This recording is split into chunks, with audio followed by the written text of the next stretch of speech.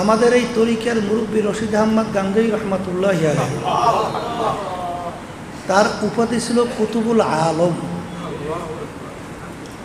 তার প্রায় 1 লক্ষর মতো হাদিস শুধু মুখস্থই ছিল।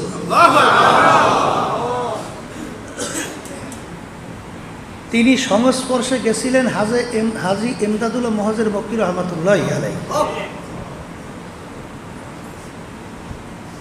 অনেক মাসালার ব্যাপারে রশিদ আহমদ গাঙ্গুহি রহমাতুল্লাহি আলাইহি, আশরাফ আলী হাকিমুল উম্মাহ থানভী রহমাতুল্লাহি আলাইহি মাসালা হল হয় না। যখন হুজুরের কাছে গেলেন, খরম পাই দিয়ে হুজুর ভিতরে টকটক করে আসতেছে, ওই খরমের আওয়াজে তার মাসালা হল হয়ে গেছে। আলহামদুলিল্লাহ নাহমাদুহু ওয়া নাস্তাঈনুহু ওয়া নাস্তাগফিরুহু ওয়া নাউযু বিল্লাহি মিন শুরুরি আনফুসিনা মান ইয়াহদিহিল্লাহু ফালা মুদিল্লা লাহু ওয়া মান ইউদ্লিলহু ফালা হাদিয়া লাহু ওয়া নাশহাদু আন লা ইলাহা ইল্লাল্লাহ ওয়াহদাহু লা শারীকা লাহু ونشهد أن محمدًا عبده ورسوله أما بعد فأعوذ بالله من الشيطان الرجيم بسم الله الرحمن الرحيم يا أيها الذين آمنوا اتقوا الله وكونوا مع الصادقين صدق الله العلي العظيم সবাই দুরূদ শরীফ পড়ি।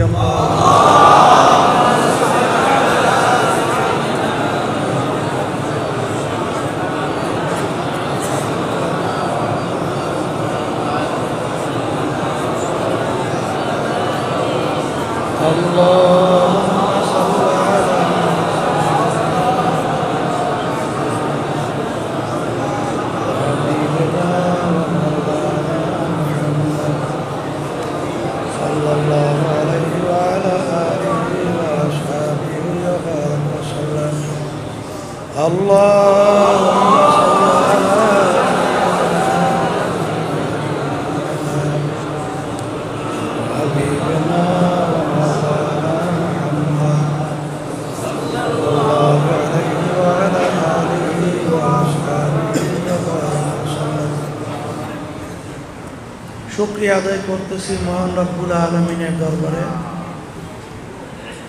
রব্বুল আলামিন দুনিয়ার ভিতরে সর্বোত্তম জায়গা মসজিদের মধ্যে দুনিয়ার সমস্ত কাজ থেকে বিরত রেখে উলামায়ে কেরামদের মজলিস, জাকিরিন, শাকিরিন, সালিহিন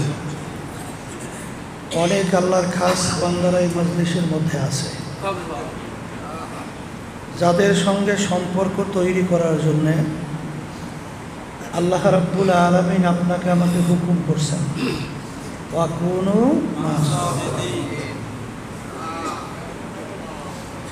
সাদিকিন বান্দাদের সঙ্গে। এই মজলিসটাকে আল্লাহ রাসূল সাল্লাল্লাহু আলাইহি ওয়াসাল্লাম বলছেন বেহেশতের একটা বাগান। বেহেশতে বাগানের ভিতরে আমাদেরকে আসার বসার, তিনি আলোচনা করার, শোনার আল্লাহ তাওফিক দান করছেন। শুকরিয়া দান বলি আলহামদুলিল্লাহ।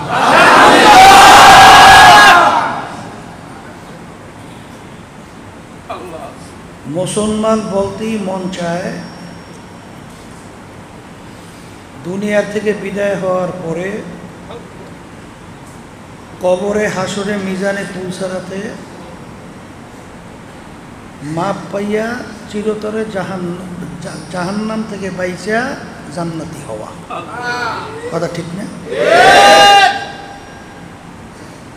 এখন জান্নাতে যাইতে হইলে আর দুনিয়া মাজরাতুল আখিরাহ, এই দুনিয়াটাই হলো ওই আখেরাতের সম্বল সম্পদ কামাই করার জায়গা।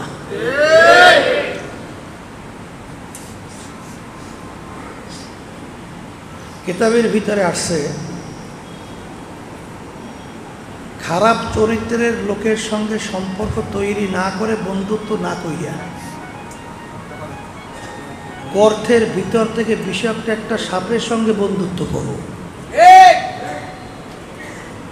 কারণ বিষাক্ত সাপ যদি তোমাকে সবল দেয়, তোমার যদি ঈমান থাকে, শহীদি দরজা পাইয়া বিনা হিসেবে বেহেশতে যাইতে পারবা।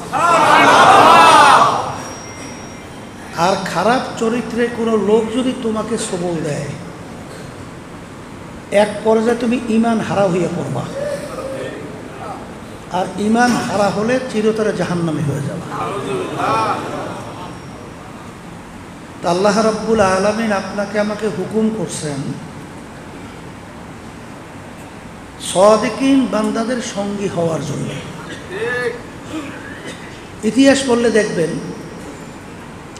সাদিকিন বা ভালো মানুষের সংস্পর্শে যাওয়া না পর্যন্ত কেউ কোনোদিন ভালো হতে পারে নাই। আল্লামা জালালউদ্দিন রুমি রহমাতুল্লাহি আলাইহি বিশ্ববিখ্যাত একজন পরিচিত আলেম। তিনি বলছিলেন, খোদ বাখোদ মাওলানা রুমি না শোধ, তা গোলামের শামসুত তিবরিজি না শোধ। আমি রুমি ততক্ষণ পর্যন্ত রুমি হতে পারি নাই যতক্ষণ পর্যন্ত শামসুত তিবরিজির সংস্পর্শে তার সাগরে হতে পারিনি। তাহলে বোঝা গেল আমাদের এই তরিকার মুরব্বী রশিদ আহমদ গাঙ্গুহি রহমাতুল্লাহি আলাইহি, তার উপাধি ছিল কুতুবুল আলম। তার প্রায় 1 লক্ষর মতো হাদিস শুধু মুখস্থই ছিল।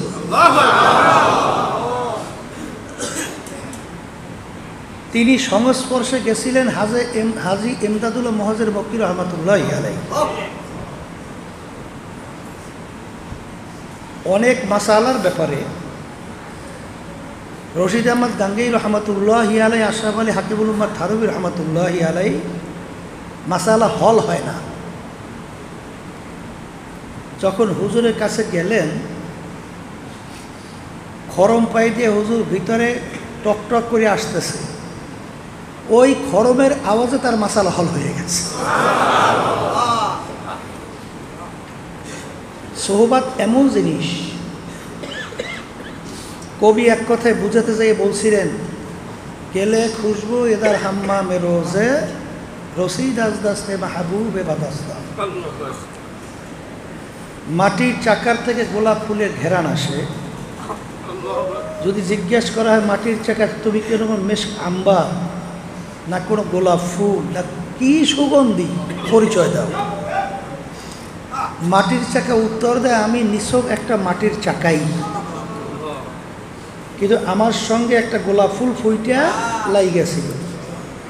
ওই গোলাপ ফুলের ঘেরান আমার ভিতরে ঢুকতে ঢুকতে এখন আমি সাধারণ মাটির চাকা নাই, গোলাপ ফুলের।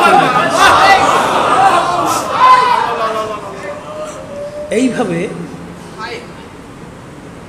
হানজালা রাদিয়াল্লাহু তাআলা আনহু তাড়াহুড়ো করে রওনা করছেন আল্লাহর হাবিবের সঙ্গে দেখা করবে সাল্লাল্লাহু আলাইহি ওয়াসাল্লাম। পথের মধ্যে ওমর ফারুক রাদিয়াল্লাহু তাআলা আনহুর সঙ্গে দেখা। ওমর রাদিয়াল্লাহু তাআলা আনহু বলতেছিলেন, ভাই হানজালা কোথায় রওনা করছো? আল্লাহ রাসূল সাল্লাল্লাহু আলাইহি ওয়াসাল্লামের সঙ্গে দেখা করার জন্য। কি ব্যাপার? বলে, আমি হানজালা তো মুনাফিক হয়ে গেছি। বলে, তুমি মুনাফিক হলা কিভাবে?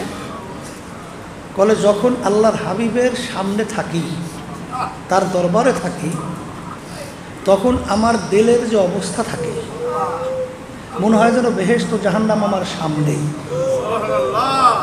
কিন্তু যখন তার সোহবাত থেকে দূরে আসি, বাড়িতে, রাস্তাঘাটে, বাজারে, তখন এই হালাত তো আর আমার থাকে না। তা আল্লাহ রসুলের সামনে থাকলে এক অবস্থা, বাহিরে গেলে আর এক অবস্থা। এটা একটা মুনাফিকি চরিত্র। এই সমস্যার জন্য আল্লাহ রসুলের কাছে যাইয়া বলবো কি সমাধান। ওমর রাদিয়াল্লাহু তাআলা বলতেছিলেন, ভাই হানজালা, যদি এই অবস্থা তুমি মুনাফিক হও, তাহলে আমিও তো ওমর মুনাফিক হয়ে গেছি, আমার তো একই অবস্থা। দোনোজন একত্রিত হয়ে যখন গেলেন, আল্লাহ রসুল সাল্লাল্লাহু আলাইহি ওয়াসাল্লাম মিসকি দেখে হাসতে হাসতে মিসকি মিসকি হাসে। ওমর, হামজালা কেন আসছো? আল্লাহ রসুল সাল্লাল্লাহু আলাইহি ওয়াসাল্লাম, আমরা মুনাফিক হয়েছি। কেমনে? আপনার সামনে থাকলে এক অবস্থা, বাহিরে আর এক অবস্থা। বলে, এতে তোমরা মুনাফিক হও নাই। আমরা সামনে থাকা অবস্থায় তোমাদের যে দিলের হালাত থাকে, এইটা যদি সব সময় থাকতো, ফেরেশতারা রাস্তায় তোমাদের পায়ের নিচে পাখা বিছিয়ে দিত। এই অবস্থা কোনো সময় থাকবেও না, কামনা করাও ঠিক না। তাহলে সোহবাত এমন এক জিনিস, যারা সংস্পর্শে গেছে তাদের ভুক্তভোগী ছাড়া আলোচনা করে বোঝানো সম্ভব। কথা ঠিক। উত্তরবঙ্গে গেছিলাম, এখন বর্তমানে মাহফিল করার অনেক বাধা নিষেধের শেষ নাই, তাই সেখানে আমাদের মাহফিল করতে দেবে না। এলাকার একজন খুব উল্লেখযোগ্য নামি দামি ব্যক্তি, সে বলতেছে, পিসে হুজুর চরমনায় মাহফিল আমি করাবই। ও নিজে ঝুঁকি নিয়ে মাহফিলের ব্যবস্থা করছে, আলহামদুলিল্লাহ। সে বলতেছিল স্টেজে মাইকের মধ্যে, চরমনাই সম্পর্কে আলোচনা করতেছিল যে আমার জীবনে আমি কোনোদিন পশ্চিমে সেজদা দেই নেই, কিন্তু এই চরমনের ময়দান আল্লাহ কবুল করার পরে যাওয়ার পরে ওই প্রথম জীবনে সেজদা দিছি পশ্চিম থেকে আল্লাহর সামনে। ওই থেকে আমার নামাজ শুরু করছে। জীবনেও সেজদা দেয় নাই। যখন ওখানে জাকিরি আল্লাহ ওয়ালা সাদিকিনদের সঙ্গে যখন সংস্পর্শে গেছিল, তখন তার দেল পুরোপুরি ঘুইরা এখন আল্লাহ মুখী হয়ে গেছে। এই জন্য আমার ভাইদেরকে বলবো, এক শ্রেণী আমার বাজানরা কিন্তু আছে, তারা কিন্তু মূলত হক্কানি আলেমদের সাথে সম্পর্ক রাখে না, তাদের কাছে যায় না, তাদের পরামর্শও নেয় না। অনেকে একটু বোঝে বেশি, তো বেশি বুঝতে চালাক, চালাক কিন্তু ধরা খায় রাস্তায় রাস্তায়।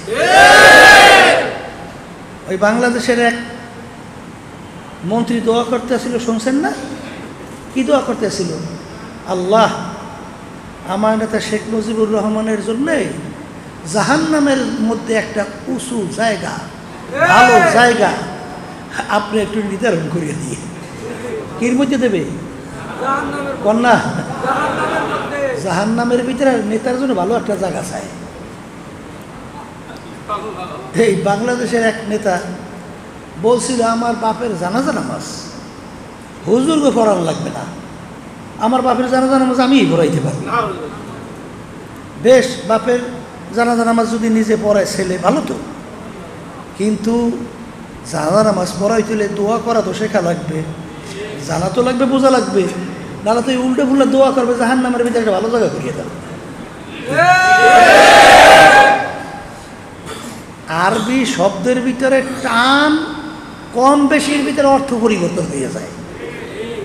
আমরা জিকির করি লা ইলাহা ইল্লাল্লাহ, লা যদি টাইনা না পড়ে, লা ইলাহা ইল্লাল্লাহ মানে আল্লাহ বাদে কেহ মাবুদ নাই, অর্থাৎ আল্লাহ ছাড়া আর কোনো সৃষ্টিকর্তা নাই, রিজিকদাতা নাই, এই মারুন্নে বাসুন্নে মালিক কেউ নাই, আল্লাহু আকবার, সবচেয়ে বড় আমার আল্লাহ, এসে আর বড় কেউ নাই। কি? কিন্তু লা নাটাই না যদি কেউ পড়ে, অর্থ হইবে আল্লাহ ছাড়া আরও মাবুদ আছে,